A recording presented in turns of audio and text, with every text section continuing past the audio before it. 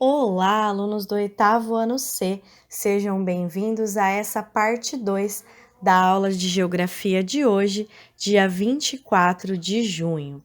Bom, na aula anterior, nas aulas anteriores, nós estudamos o processo de globalização e é por isso que agora nós vamos falar sobre blocos econômicos. A formação de blocos econômicos regionais, como a União Europeia e o Mercado Comum do Sul, Mercosul, é uma característica da globalização que se expandiu notadamente. Ou seja, nós estudamos quais são as características, desse mundo globalizado do qual nós fazemos parte. E uma das características é a formação de blocos econômicos regionais, que nós estudaremos melhor nessa aula. E já é importante destacar que a relação globalização e regionalização não deixa de ser paradoxal, ou seja, de algum modo, existir blocos econômicos é uma contradição, já que em síntese, a globalização seria a integração entre todos os países e a regionalização ela acaba sendo uma fragmentação. Mas por que os países recorrem a essa formação de blocos econômicos regionais? Porque é uma maneira clara que eles têm, uma maneira objetiva que eles têm de se fortalecer economicamente, de serem competitivos comercialmente falando. E como nesse mundo globalizado, o principal sistema político econômico é o capitalismo que visa a lucratividade, o bloco econômico ele vai fortalecer a economia dos países membros, dos países que pertencem a um determinado bloco. E de que forma que eles fazem isso? Estreitando os laços econômicos entre os países membros. Então, existe lá um determinado bloco econômico. Vamos colocar como exemplo a União Europeia. Eles vão estreitar os laços econômicos entre eles que fazem parte da União Europeia e, por outro lado, vão dificultar a entrada de produtos e serviços oriundos de outros países, de outras regiões externos ao bloco econômico. Esse procedimento nada mais é do que uma prática protecionista.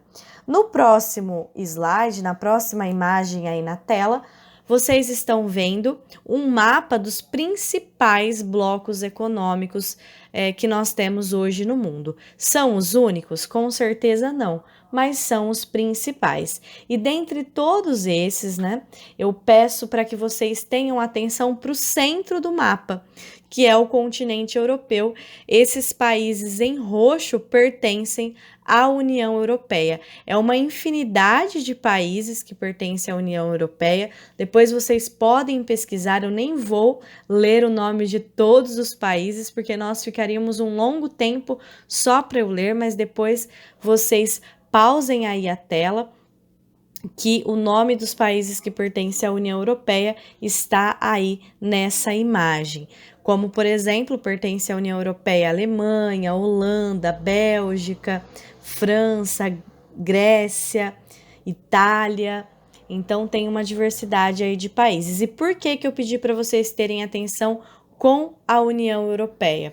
Porque é hoje o bloco econômico mais importante do mundo, é o mais avançado, é o que conseguiu estabelecer mais acordos, É o bloco mais forte. Também merece destaque, é claro, o bloco econômico do qual o Brasil faz parte, que é o Mercosul, sinalizado na cor verde aí no mapa. Muitos alunos se enganam pensando que todos os países da América do Sul pertencem ao Mercado Comum do Sul. Não, apenas pertencem Brasil, Argentina, Paraguai, Uruguai e Venezuela, que foi inclusive o último país a entrar no bloco. Depois, nós temos também aqui na América do Sul um outro bloco econômico, que é esse sinalizado na cor laranja, que é a Comunidade Andina.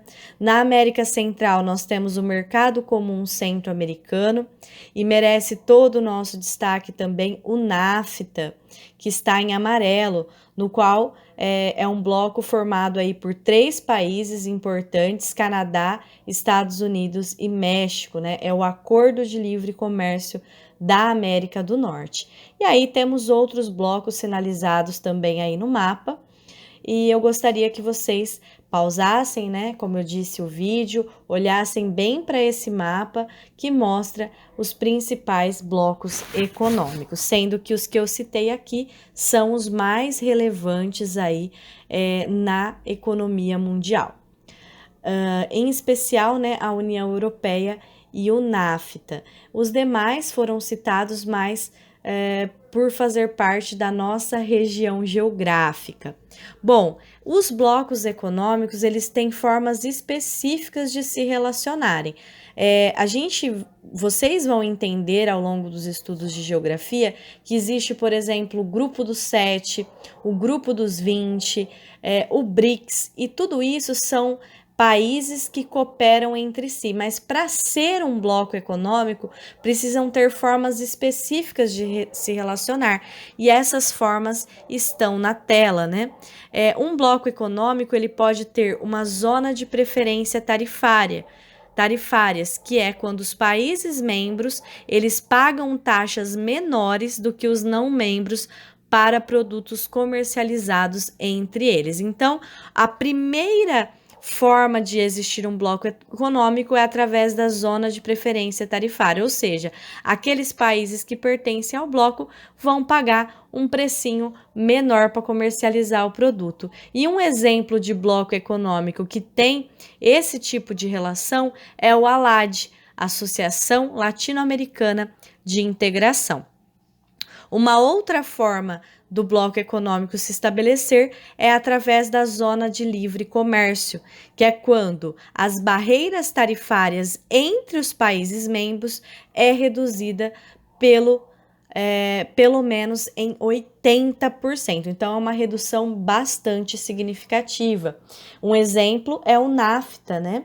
Acordo de Livre Comércio da América do Norte, que se estabelece com essa zona de livre comércio. Então, supondo, né, que para os Estados Unidos ele exportar celulares para o México, ele pagava uma taxa aí de $100, como os dois, Estados Unidos e México, estão no mesmo bloco, vai reduzir em 80% no mínimo. Então, ele vai pagar no máximo, né, em vez de $100, ele vai pagar $20 para conseguir exportar aquele produto. É um baita de um favorecimento. Um outro tipo de relação é a tarifa externa comum, que é quando os países membros criam um valor comum para cobrar de impostos de países externos do bloco. Então, os países membros, igual à União Europeia, que é o bloco que tem esse tipo de organização.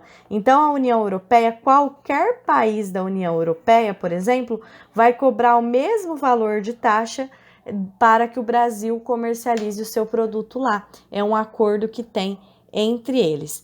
Depois, nós temos a União Aduaneira. A União Aduaneira é a junção das duas últimas relações que eu expliquei para vocês. Então, quando vocês têm virem, né, no cenário mundial a somatória de zona de livre comércio e de tarifa externa comum, existe aí uma união aduaneira, que é o caso do bloco econômico União Aduaneira da África Austral, que está aqui neste mapa. Voltei no mapa para vocês verem, é essa parte do continente africano que está em azul, que forma a Comunidade para o Desenvolvimento da África Austral. Bom, agora existem 2 outros tipos de organização dos blocos econômicos que somente a União Europeia foi capaz de estabelecer, que é a livre circulação de pessoas e a moeda comum.